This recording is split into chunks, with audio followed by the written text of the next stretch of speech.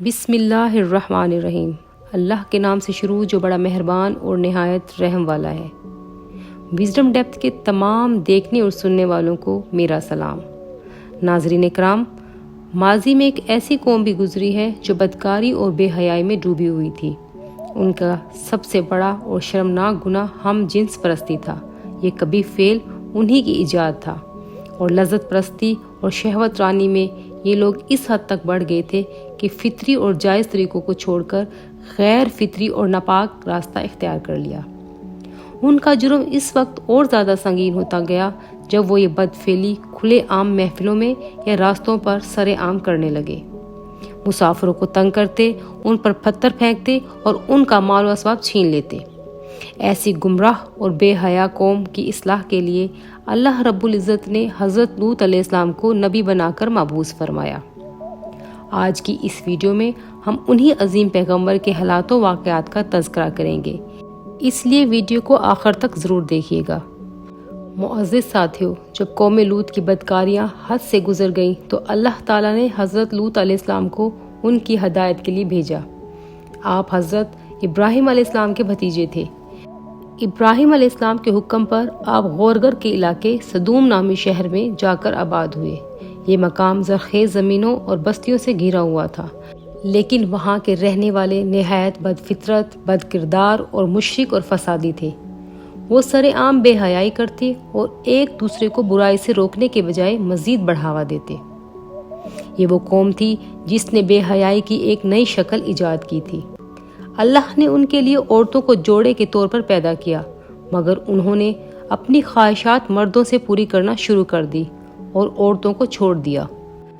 حضرت لوط علیہ السلام نے ان کو اللہ واحد لا شریک کی عبادت کی طرف بلایا اور حرام و ناپاک افعال سے باز رہنے کا حکم دیا، لیکن ان کی سرکشی اور ہٹ دھرمی میں اضافہ ہی ہوتا گیا۔ آخرکار اللہ تعالیٰ نے ان پر وہ عذاب نازل کیا جو ان کے وہم و گمان میں بھی نہ تھا۔ ناظرین کرام، قرآن مجید میں مختلف مقامات پر ان کا ذکر آیا ہے۔ سورہ الاعراف آیت 80 تا 84 میں ارشاد ہے کہ حضرت لوط علیہ السلام نے اپنی قوم کو کہا، تم ایسی بے حیائی کرتے ہو جو تم سے پہلے دنیا کے کسی انسان نے نہیں کی۔ تم عورتوں کو چھوڑ کر مردوں سے اپنی خواہش پوری کرتے ہو، بے شک تم حد سے بڑھ جانے والے ہو۔ قوم کا جواب یہ تھا کہ لوط اور ان کے گھر والوں کو بستی سے نکال دو، کیونکہ یہ پاکیزگی اختیار کرنا چاہتے ہیں۔ پھر اللہ نے ان پر پتھروں کی بارش برسائی اور انہیں عبرت کا نشان بنا دیا۔ محترم ساتھیوں، حضرت لوط علیہ السلام کی بار بار نصیحت کے باوجود کوئی شخص ایمان نہ لایا، بلکہ وہ اس حد تک گستاخ ہو گئے کہ نبی اور ان کے گھر والوں کو شہر بدر کرنے کا منصوبہ بنانے لگے۔ ان کی ہٹ دھرمی یہیں ختم نہیں ہوئی، بلکہ برائی کو ہی اپنی پہچان بنا لیا۔ اللہ تعالیٰ نے لوط علیہ السلام اور ان کے گھر والوں کو سوائے آپ کی بیوی کے نجات دی، کیونکہ وہ کافروں کے ساتھ تھی۔ پھر اس بستی کو الٹ دیا اور اسے بدبودار نمکین پانی کی جھیل بنا دیا گیا، جہاں وہ لوگ غرق ہو گئے۔ قرآن پاک میں سورہ العشر 160 تا 175 میں اس واقعے کو یوں بیان کیا گیا ہے۔ حضرت لوط علیہ السلام نے اپنی قوم سے کہا کہ اللہ سے ڈرو اور میری بات مانو، میں تم سے کوئی اجر نہیں مانگتا، میرا اجر صرف اللہ کے ذمے ہے۔ لیکن ان لوگوں نے جواب دیا، لوط اگر باز نہ آئے تو ہم تمہیں بستی سے نکال دیں گے۔ لوط علیہ السلام نے کہا، میں تمہارے عمل کا دشمن ہوں، اے میرے رب مجھے اور میرے گھر والوں کو ان کے انجام سے بچا۔ پھر اللہ نے ان کو اور ان کے گھر والوں کو نجات دی، سوائے ایک بڑھیا کے جو پیچھے رہ گئی۔ باقی سب پر پتھروں کا عذاب برسا اور وہ ہمیشہ کے لیے عبرت کا نشان بن گئے۔ ساتھیوں، قوم لوط کی بدعمالیوں میں صرف بدفعلی ہی نہیں تھی، بلکہ وہ مسافروں کو لوٹتے، مجلسوں میں فحش گوئی کرتے اور ہر برے عمل کو فخریہ انداز میں کرتے۔ نہ نصیحت کا اثر قبول کرتے، نہ پچھتاوا ہوتا اور نہ ہی اصلاح کی کوئی خواہش۔ اسی ضد اور ہٹ درمی نے انہیں ہلاکت کے گھاٹ اتارا، یہاں تک کہ جب فرشتے اللہ کے حکم سے ان پر عذاب لانے کے لیے آئے تو وہ حسین نوجوانوں کی شکل میں حضرت لوط علیہ السلام کے پاس پہنچے۔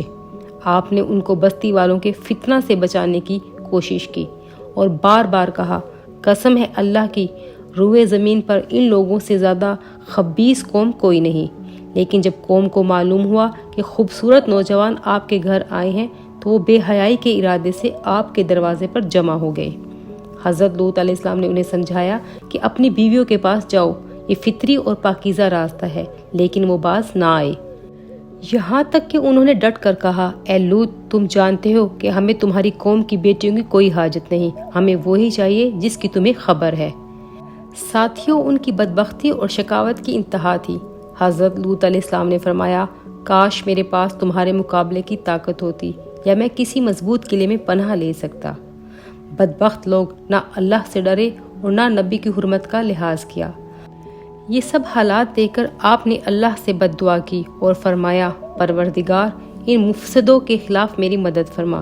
اللہ تعالیٰ نے آپ کی دعا قبول کی اور فرشتوں کو حکم دیا کہ صبح کے وقت اس قوم کو نیست و نابود کر دیا جائے۔ ساتھیوں، فیصلہ ہو چکا تھا۔ فرشتوں نے کہا، اے لوط، ہم تمہارے رب کے بھیجے ہوئے ہیں، وہ وقت قریب ہے، صبح ہوتے ہی ان پر عذاب نازل ہوگا۔ اور یوں اللہ کا وعدہ پورا ہوا، وہ بستی پلٹ دی گئی، ان پر پتھروں کی بارش برسائی گئی اور وہ ہمیشہ کے لیے عبرت کا نشان بن گئے۔ ناظرین محترم، یہ قصہ ہمیں سکھاتا ہے کہ جب انسان حد سے گزر جائے تو اللہ کی گرفت آتی ہے۔ قوم لوط تباہ کر دی گئی تاکہ آنے والے لوگ نصیحت پکڑیں۔ ساتھیوں، آج کی ویڈیو میں اتنا ہی۔ انشاءاللہ اگلی ویڈیو میں ہم ان پر نازل ہونے والے عذاب کی مزید تفصیل پیش کریں گے۔